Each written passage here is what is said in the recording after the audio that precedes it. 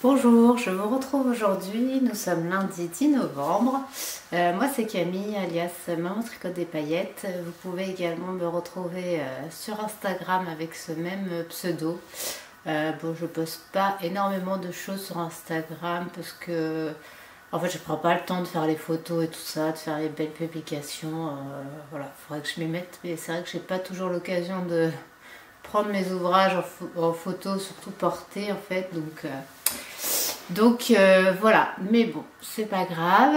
Je profite aujourd'hui de vous retrouver. En fait, moi je suis la seule à faire le pont à la maison, donc là j'ai déposé les enfants à l'école et j'ai un petit moment sans personne, donc je me suis dit bah allez, je vais en profiter pour tourner une petite vidéo. Comme vous pourrez le voir, j'ai quand même pas mal avancé cette semaine, enfin la semaine dernière je veux dire. Voilà, bon, je me suis fait opérer des dents de sagesse et j'étais pas bonne à grand chose. Mais du coup j'en ai profité pour finir plein de trucs. J'avais pas mal de trucs qui n'avaient pas trop besoin de cerveau et voilà, du coup j'en ai profité. Et ça fait du bien au cerveau d'avoir fini pas mal de choses. Je vais commencer par ce que je porte. C'est le Corinne Sweater de Valentina Bogdanova. Que j'ai fait en laine de Bulbe Bizarre. C'est le coloris Chinatown. C'était, je crois, un des coloris de l'été de sa collection 4 saisons à New York. C'est son calendrier de l'Avent 2023. Je crois que c'était son premier. Et voilà. Alors, plusieurs bémols sur ce projet. Je ne sais pas si vraiment je l'aime bien ou pas. Je pense pas que la laine serait aussi chamarrée. Du coup, j'avoue qu'on voit pas trop la dentelle. Je l'ai bloquée, hein, mais elle se voit pas beaucoup plus. Je trouve que pas bloquée, quoi. Pourtant, il y a un travail de fou sur cette dentelle, mais bon. Et puis le gros bémol, c'est ça. Voilà. J'ai eu un gros truc de pooling et je crois que j'ai pareil dans le dos. Je sais pas si ça se voit bien. Mais bon, bref. Donc, voilà. Je suis un peu mitigée sur ce projet. Il s'est pas mal agrandi au blocage parce que là, j'ai pas un pantalon taille haute et ça va. La longueur, quand je l'ai fini, était vraiment très très court. Il était vraiment court. En fait, elle le fait en aiguille quand même assez serré. C'était du 3 pour la partie jersey corps. C'était en aiguille 3. J'avais le même échantillon qu'elle, hein, mais c'est vrai que c'était plus dense que ce que je peux faire d'habitude avec de la fingering. Mais finalement, ça a quand même bien donné. L'encolure, je suis contente, même si elle est un tout petit peu peut-être grande, mais bon, moi ça me dérange pas trop. Parce que le tout premier que j'avais fait, vraiment, elle était vraiment racou, donc c'était pas... Je passais mon temps à tirer dessus, là au moins c'est pas mal. Voilà, donc j'avais monté juste mes mailles avec des aiguilles un peu plus grosses que ce qu'elle recommandait, parce que moi j'ai tendance à faire mes montages assez serrés. Donc du coup, voilà, j'avais monté avec des aiguilles un peu plus grosses et fait le premier rang avec, et après j'avais repris les aiguilles qu'elle disait dans le patron. J'ai fait une taille 2 je crois, et j'ai passé 3 écheveaux. Et là j'ai passé quasiment tout ce que j'avais comme écheveau, sachant que j'ai fait des manches 3/4. Donc c'est quand même un pull qui consomme pas mal de laine, hein, parce que d'habitude en 3 écheveaux il m'en reste quand même un peu. Mais comme là en plus c'est tricoté assez serré, parce que le début de la dentelle est en 2,75 et après on passe en 3. Et on fait du 3 surtout corps jersey. Et bah les côtes ça doit être en 2,75. Je sais même pas si c'est pas du 2,5. Les côtes c'est peut-être du 2,5. Mais comme j'avais pas en petite circonférence, j'ai fait en 2,75 je crois. À vérifier avec le patron, mais voilà. Donc après c'est quand même une sacrée dentelle, hein. Franchement elle peut être super belle, mais je pense qu'elle serait beaucoup plus jolie et mise en valeur avec un coloris uni. Il y a notamment tous ces rangs de bubbles là qui sont vraiment très très longs à faire. Parce qu'en fait ça fait des bubbles en... Ça fait des triangles je crois. Voilà. Enfin même des losanges. Vous avez un rang avec un bubble. Après vous avez un rang avec 2 bubbles collés et le rang d'après avec un. Ça fait comme ça. Donc ça fait 3 rangs bien costauds et on n'a pas forcément l'impression de beaucoup avancer. Mais ma foi, ça rend plutôt bien. Donc bah, le jeu en vaut la chandelle comme on dit. Donc voilà, donc celui-là bah, je l'ai fini la semaine dernière. En fait j'avais pris, il me restait la mer de Jersey là, et puis les côtes. Je l'avais pris bah, pour attendre qu'ils viennent me chercher pour me faire opérer. Et j'ai quand même attendu 1h30, donc bah, ça a permis de bien avancer. Les côtes sur ce modèle, c'est des côtes semi-torse, mais un rang sur 2 en fait on glisse la maille endroit. Je l'avais jamais fait, donc ça rend pas mal. Et j'ai testé un rabat, le rabat Rowet Design je crois, je sais pas, c'est ma maman qui m'en a parlé. Et donc ça fait une finition comme ça. En fait c'est un rabat où on fait une maille en vert à la place de la maille en droit et une maille en droit à la place de la maille en vert. Et on passe le fil en fait de l'autre côté. Enfin bon, vous pouvez aller chercher un tuto sur internet. Mais du coup ça fait un rabat vachement élastique, c'est pas mal. Parce que moi j'ai tendance à faire mes rabats serrés. Et du coup je trouvais ça bien, mais je crois que ça marche que sur des côtes 1-1 par contre. Il me semble. Ça peut faire. Voilà. Voilà pour ce modèle. Je pense que je vous ai à peu près tout dit. Donc ça c'est le premier ouvrage que j'ai terminé. Ensuite je me suis dit allez, tu te mets sur l'écharpe Harry Potter de Chloé et tu mets un bon coup histoire de la finir, et comme ça bah déjà la période arrive et puis elle sera contente, donc voilà. Donc c'est ce que j'ai fait et je l'ai presque terminé. Je ne vais pas vous dire terminé, mais donc la dernière fois, je sais plus, je crois que j'avais fait une fois le bus, une fois les balais, une fois le 9/3/4 et je crois que j'étais dans le deuxième bus. Voilà, donc là j'ai répété ça une fois et une troisième fois. Je ne l'ai pas encore bloqué, je vais attendre ma maman parce qu'elle me dit qu'il faut, je sais pas, elle a plus de matériel que moi et je sais pas, j'ai pas trop compris ce qu'il fallait faire pour que le jacquard se lisse bien. J'ai arrêté tous mes fils à peu près, hein, mais bon, comme ils sont dedans, je me suis pas trop acharnée non plus, hein, vous voyez. Et il faut que je lui rajoute des franges aussi, mais je le rajouterai après blocage. Donc là j'ai fait la taille qui disait dans le patron. Au départ je savais pas trop si je faisais plus petit ou pas pour elle, parce qu'elle a que 6 ans et demi. Hein. Mais bon, après je sais pas, ça va beaucoup s'étendre au blocage. Ça fait pas si immense sur elle. Mais enfin voilà. En tout cas, elle est super épaisse. Elle est tricotée en aiguille 5. Hein. Pour rappel, je l'ai tricotée. Je reviens. Je vais prendre mes notes.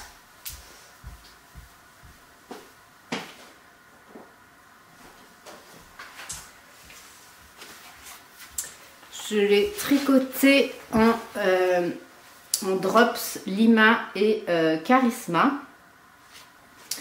Donc, je sais pas si je vous redonne les numéros de coloris, je sais même plus lesquels sont lesquels.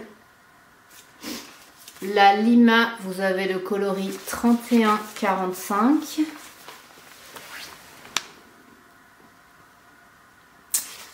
La deuxième, c'est le 90-28.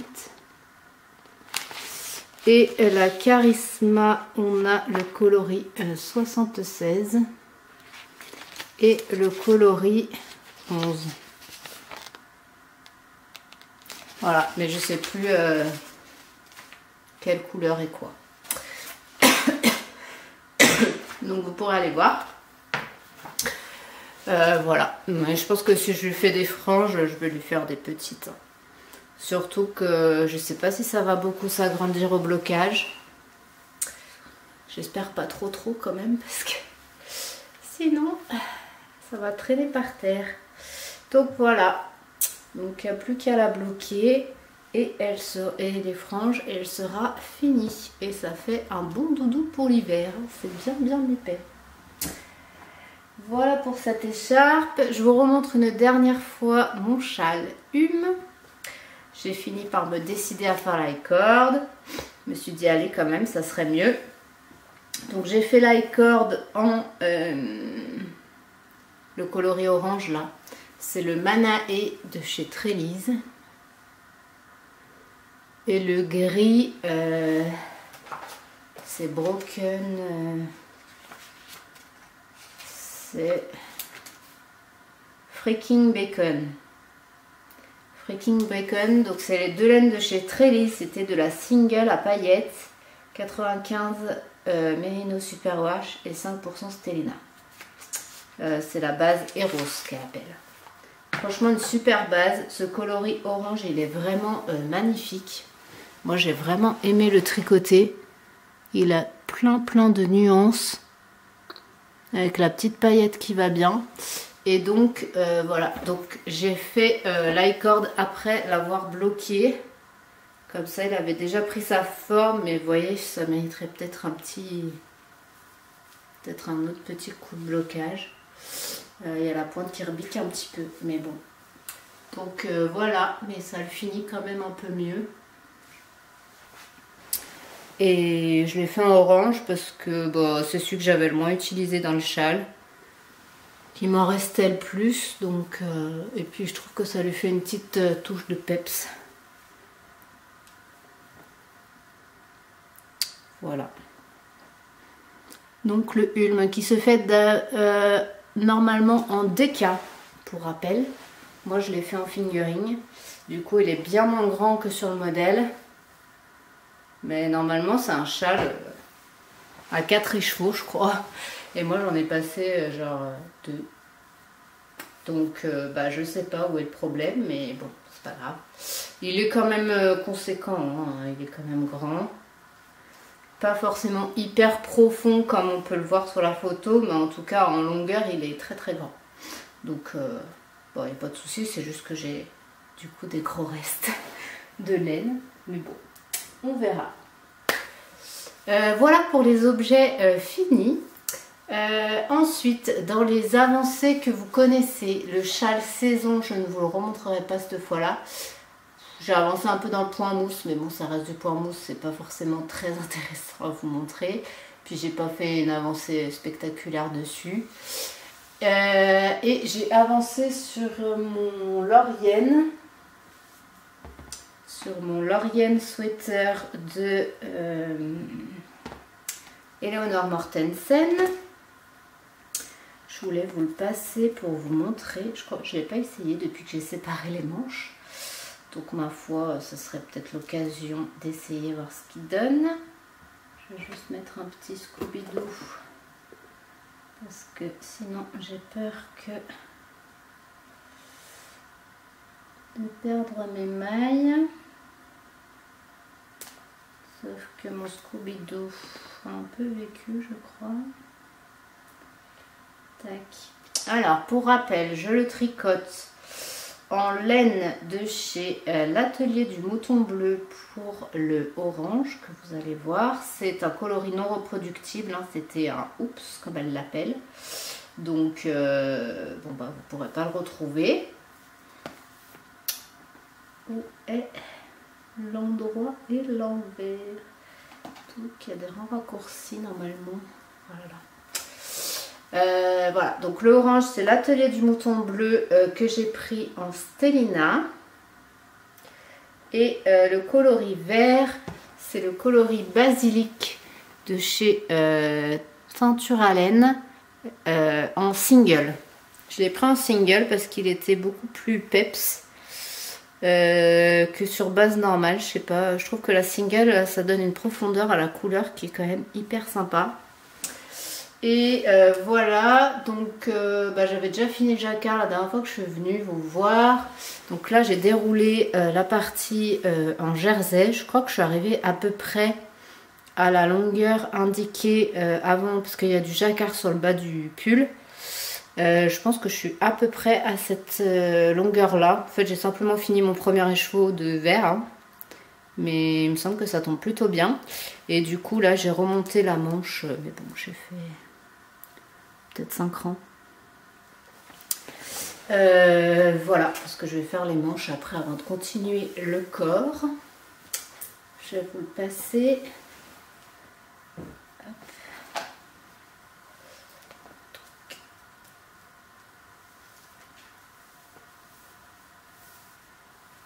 Hop là. Voilà. Donc, ouais, peut-être rallonger un petit peu quand même. Parce que là, je crois que je suis à peu près à la longueur qu'elle dit. Je crois que c'est moins 8 cm. Il faut prévoir 8 cm pour la fin du jacquard et les côtes. Mais enfin, 8 cm, ça va quand même pas faire bien long là. Après, je sais pas si ça va beaucoup s'étendre. C'est de la single, ça risque de s'étendre un peu, je sais pas trop. Faut que je voie.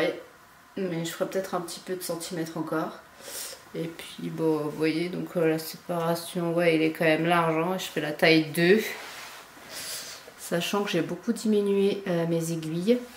Donc il se fait avec des côtes qui ont un petit twist. Qui est assez sympa. Je crois que c'est la même côte pour le bas des manches et le bas du corps. Et après, donc le jacquard. Sachant que vous avez des rangs raccourcis dans le dos. Avant le jacquard. Et voilà. Et après, en fait, dans le jacquard, on bascule et on inverse les couleurs petit à petit. Et le jacquard du bas, il sera comme ça. Donc voilà. Et il y a pareil sur les manches. Donc voilà. Bon, c'est un pull très estival pour l'automne qui aurait fallu finir genre maintenant, mais il sera fini plutôt pour l'hiver. Écoutez, c'est pas grave, je le mettrai hors saison. Après, ça reste de la fingering, hein, il n'est pas forcément hyper chaud, même s'il y a quand même le yoke en jacquard qui est double épaisseur du coup. Mais voilà, j'espère que ça se laissera bien au blocage. J'étais assez sceptique sur le orange au départ, mais finalement je trouve que ça va. Bon, la lumière elle est pas ouf aujourd'hui, hein, il fait encore un temps pas terrible, mais bon. Voilà pour celui-ci. Ensuite, qu'est-ce que je voulais vous montrer? Ah oui, ensuite c'est des nouveautés. Donc j'ai décidé de castonner un gilet pour ma fille parce que ça fait un moment. En fait, je lui ai déjà fait ce modèle de longue avec Anna. C'est le Little Rosa. Et elle le met super souvent, ce gilet. Il est hyper pratique. Et j'avais acheté de la Fiesta de Drops. Je sais pas si vous vous en rappelez. C'était de la Fiesta arc-en-ciel. J'avais juste mon scooby-doo.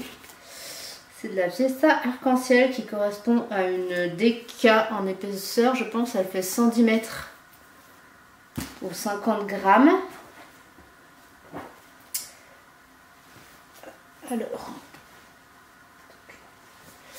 elle fait 110 mètres ou 50 grammes. Je sais plus, c'est le coloris arc-en-ciel, c'était celle-là. Ça, c'est mon reste. J'ai eu très peur de ne pas en avoir assez. Et puis finalement il m'en reste pas mal, mais j'avoue que j'aurais pu le faire peut-être un petit peu plus long, ce gilet, mais c'est toujours difficile de quantifier pour un gilet, parce que quand vous avez les pattes de boutonnage à faire à la fin, et ben vous savez jamais trop quelle quantité de laine il faut garder pour ça. Donc c'est vrai que c'est un peu compliqué. Et du coup je me suis un peu plantée parce qu'il me reste tout ça x2 en fait. Il me reste 17 grammes je crois. Donc j'aurais pu quand même le rallonger un peu. Mais bon, ma foi, c'est pas grave, elle n'est pas non plus hyper cropped. En plus, elle met beaucoup de robes, donc bah, c'est pas plus mal qu'il soit pas trop long. Et là, elle l'a essayé avec un pantalon. Franchement, c'est pas choquant. Donc, eh bien, celui-ci, vous n'aurez pas eu l'occasion de le voir en cours de tricotage, puisque je l'ai fait en une semaine. Et il se tricote très très vite. Honnêtement, c'est des aiguilles 4. C'est des aiguilles numéro 4. Et bah, il n'est pas très long, donc voilà.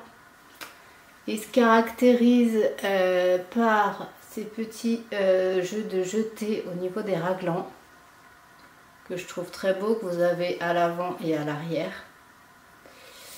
Voilà, et après bah, c'est un gilet somme toute assez basique. Il va lui manquer ces petits boutons. J'attends de voir ma maman, pas ce week-end mais le week-end d'après, parce que j'ai pas de fils qui vont bien. Mais c'est des petits boutons, je vous les avais montrés, c'est des petits boutons à paillettes violet qu'on avait choisi à la mercerie Pompon Girl à Lyon. Et je pense qu'ils iront parfaitement bien avec. Bah, ils sont où? Ah si, je sais. Hop. Ils iront très bien avec. Bon là je l'avais bloqué, ça n'empêche pas de pouvoir le mettre, même s'il n'est pas boutonné. Et voilà, ça sera comme ça du coup.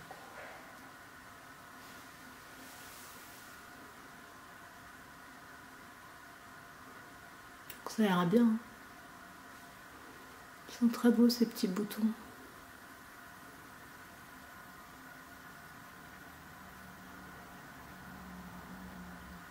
Voilà. Donc bah écoutez, il a été très très vite à faire. Hein. Après j'ai eu pas mal de temps aussi de tricot le soir puisque je n'avais pas le droit de retourner au sport avant une semaine. Donc voilà. Et puis de toute façon, honnêtement, je n'étais pas en état. Donc, bah, ma foi, ça a permis d'avancer des petites choses. Et puis, bah, pour une fois, et ben, elle n'attendra pas 6 mois pour avoir un truc. Donc, voilà. Que je vous mets peut-être sur un cintre, ça sera peut-être... Quoique... Est-ce que vous le voyez mieux comme ça? Donc j'ai fait la taille 12 ans, c'est la dernière taille du patron par contre. Ça taille pas forcément hyper grand. Au niveau de la laine, du métrage de laine qu'elle préconise, j'avais tout pile le métrage pour la taille 12 ans justement. Donc sachant qu'il m'en reste parce que j'ai mal calculé. Voilà, ce sera mieux si je pourrais vous l'attacher avec un bouton, mais bon. Voilà. Et donc j'avais pile poil. Bon, il s'avère que j'ai mal calculé parce que les bandes de boutonnage, bah, j'ai prévu trop large quand j'ai pesé tout ça. Mais sachant que j'ai fait les manches plus courtes que ce qu'elle disait. Et là du coup ça doit être un petit peu plus court aussi. Donc ça aurait peut-être pu passer dans son métrage, mais par contre pas avec la longueur de manche préconisée. Donc je sais pas si c'est moi qui ai un problème ou quoi, mais j'ai consommé plus de laine que ce qu'elle disait. Voilà. Après, du coup, je trouve qu'il taille pas forcément hyper grand parce que 12 ans, je lui mets quand même pas du 12 ans normalement. Après, ça reste un gilet, donc voilà. Je me suis dit autant que ça fasse un peu de profit et que même s'il est un petit peu plus large, c'est pas dramatique quoi.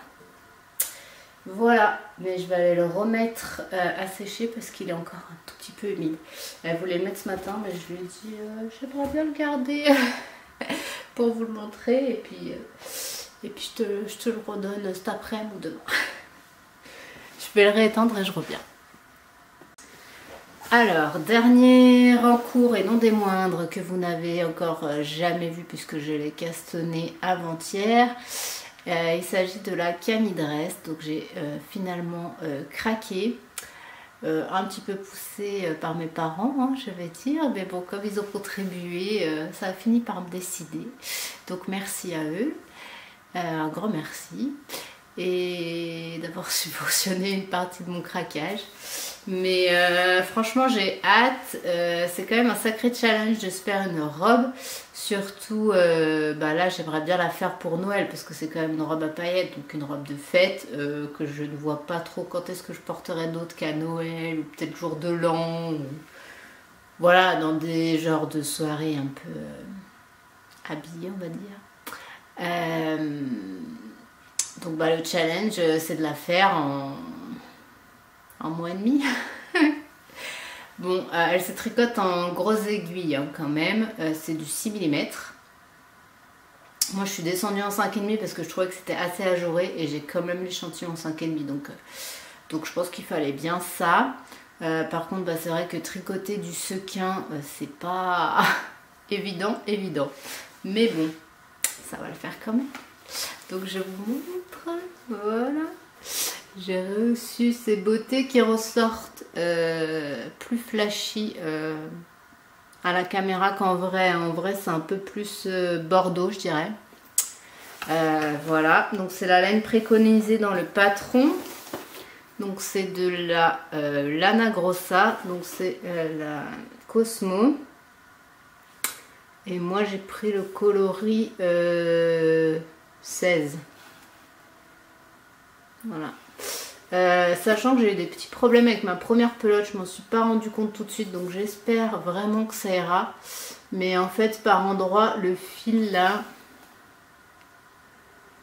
et en fait c'est plein de petits fils là qui sont entortillés et en gros, il en restait que un qui avait pas craqué.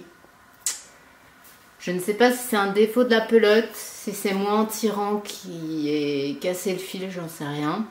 Mais en fait, je ne l'ai pas vu tout de suite, donc j'ai tricoté comme ça avec du coup plus qu'un fil sur... plus qu'un brin.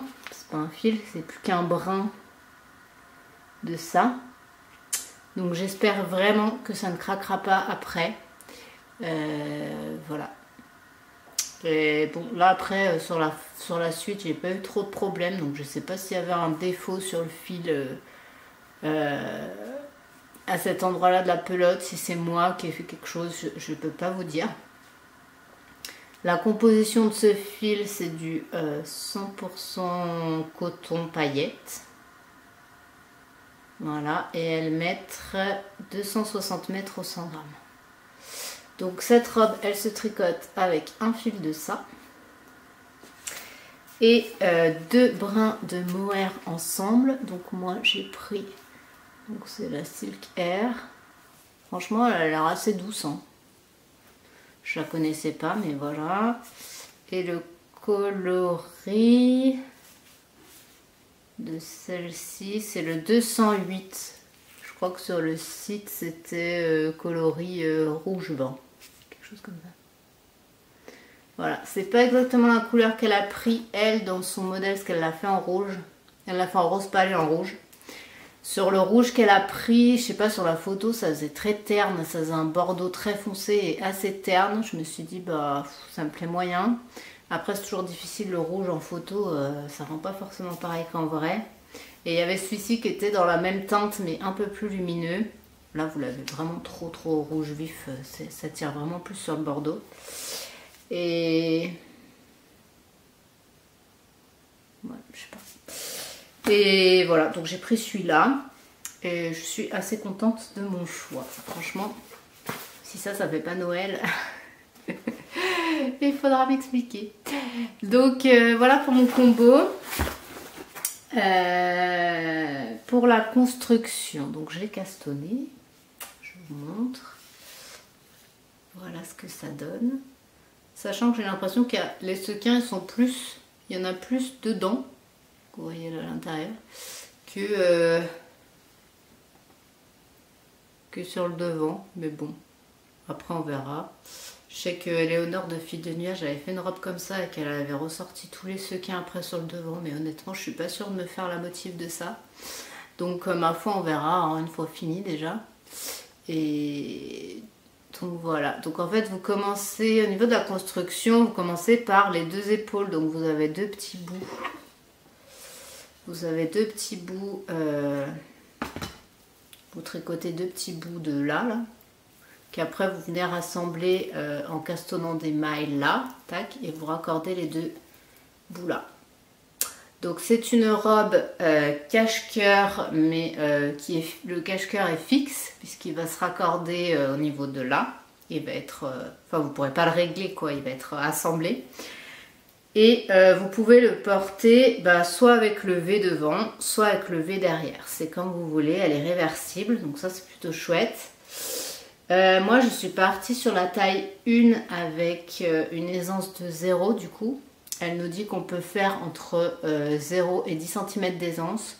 J'ai un peu hésité entre la taille 1 et la taille 2. Ma maman m'a conseillé de faire la taille 1, donc j'ai suivi ses conseils. Honnêtement, je pense que ça peut donner, donc c'est peut-être pas plus mal. Sachant qu'en plus, j'ai pas beaucoup de poitrine, donc le col V, si je le mets devant, il faudrait pas que ça baille de trop. Donc voilà, je sais encore pas comment je vais la porter. Il y a juste un truc, c'est que là, j'ai séparé les... Oups, je vais accrocher. J'ai séparé les manches. Mais du coup, je trouve que ça arrive quand même vachement là, quoi. Alors, je sais pas si je peux vous montrer, mais ça va pas rendre grand chose, je pense. C'est peut-être un peu tout dans le désordre, ce que je vous dis, je sais pas. J'espère quand même que ça sera clair. Si je mets le V devant pour vous montrer, bon, j'ai un petit câble en plus, donc ça n'arrange pas, mais bon, je n'ai pas acheté le kit Xiaogu grosses aiguilles, j'ai acheté au détail, et du coup j'avais prévu pour faire des pulls, donc j'avais pas prévu trop gros câble. Là j'ai qu'un câble de 55. La maman va me ramener un plus grand, elle est gentille. Voilà, donc en fait si vous voyez mon aisselle elle est là quoi. Ouais. Après là c'est un peu dur de se rendre compte comment ça va se placer. En plus avec les manches longues ça risque de faire peut-être un peu de poids et de tirer un peu, je sais pas. Bon après c'est pas forcément gênant. Voilà, ça brille, hein, c'est pas mal. C'est joli cette couleur, j'aime bien. Donc vous pouvez le porter soit comme ça, donc là ça va faire, ça va se croiser. Soit vous le portez à l'envers. Et à ce compte-là, le V est dans le dos. Donc là, c'est pareil, je sais pas trop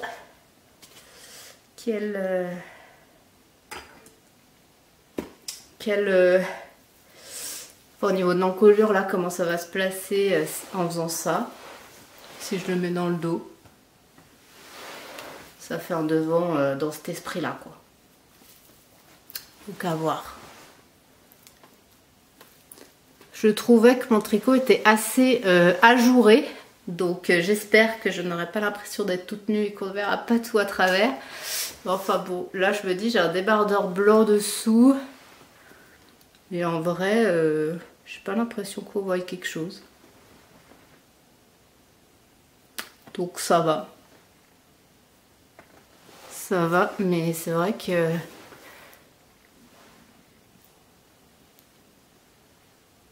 on voit pas. Donc voilà. Donc là je suis partie sur la taille 1 pour le haut. Sachant, alors j'ai pas lu tout le patron comme elle recommande de le faire. Donc déjà il est en anglais. Alors moi j'avais imprimé la version anglaise et là j'ai vu qu'à fin de semaine elle a sorti la version française. Bon j'ai pas réimprimé hein, parce que bon on va penser à la planète un peu quand même. J'ai pas réimprimé le patron. Après honnêtement la version anglaise pour moi elle est quand même plus claire parce que alors les abréviations qu'elle utilise pour le français je trouve que c'est hyper difficile à suivre.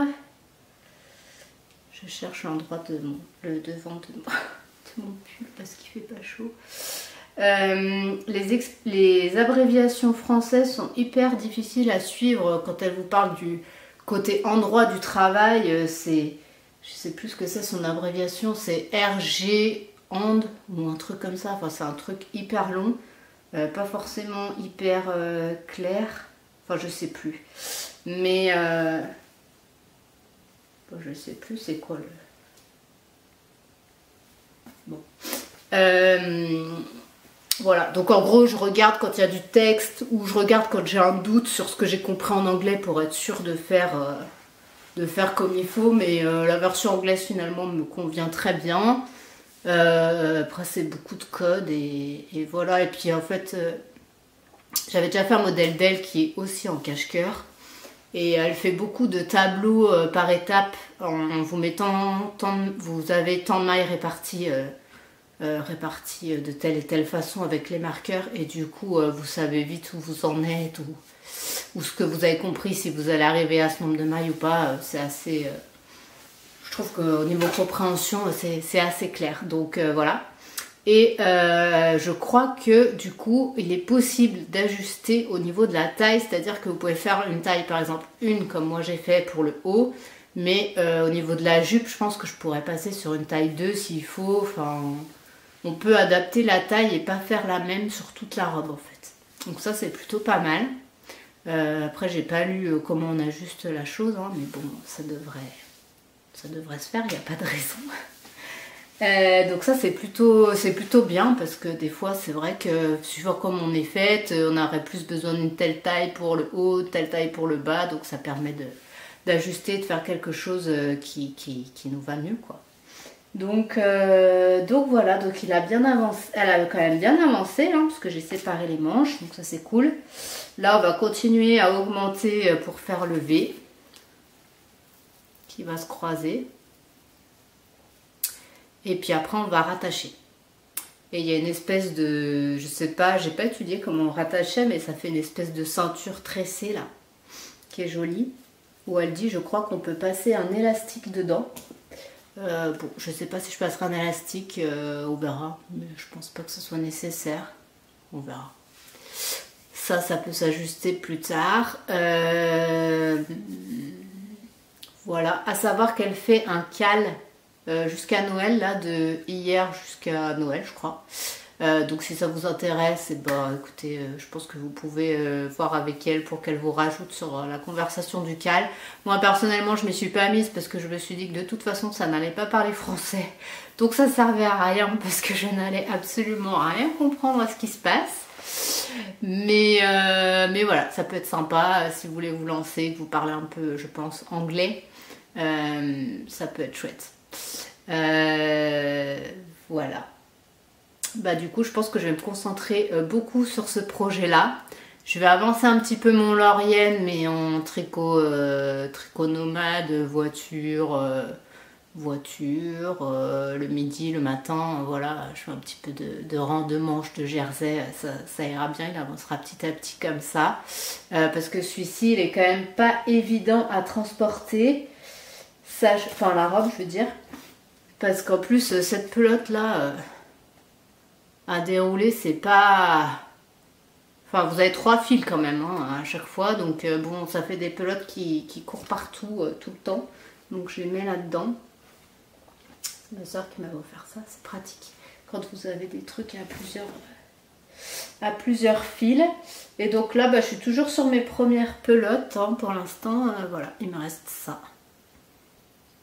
Donc je me rends pas compte au niveau de la consommation, mais bon ça me paraît pas trop mal. Voilà. Écoutez, je pense que pour ce modèle, je vous ai dit à peu près tout ce que j'avais à vous dire, j'espère. Donc là, les prochaines vidéos, elles seront peut-être un peu moins longues. Il y aura peut-être moins de variétés de tricot parce que le challenge, c'est d'arriver à faire cette robe pour Noël. Donc, faut quand même pas que je me diversifie trop parce que sinon, je pense que je n'y arriverai pas. Surtout que là, je vais reprendre le sport et tout ça. Donc, j'aurai un peu moins de temps aussi. Donc, voilà. Eh bien écoutez, je vous invite à suivre mes péripéties concernant cette robe et je vous invite également à vous lancer si vous hésitez parce que franchement ce modèle il a l'air vraiment trop beau. Voilà.